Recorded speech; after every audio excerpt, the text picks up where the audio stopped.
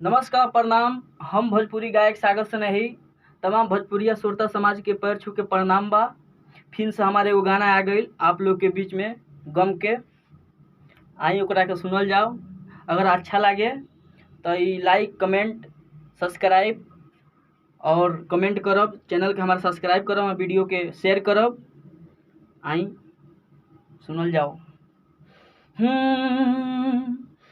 कि दिलवा में सपून है गोरिया रे, है दिलवा में सपून हजार काहे होला।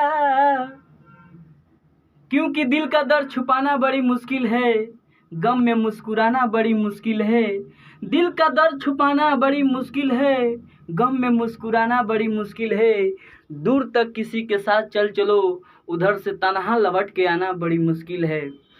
कि दिलवा में सपून हजार काहे होला।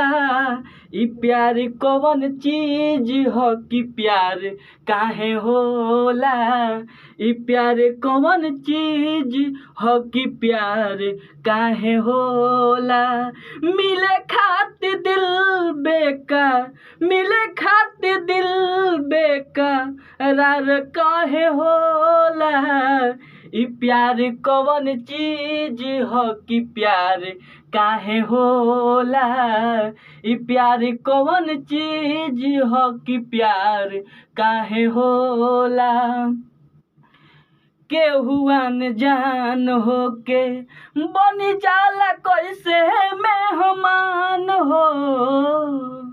तेरे गलियों में आने जाने से बदनाम हो गए, तेरे गलियों में आने जाने से बदनाम हो गए।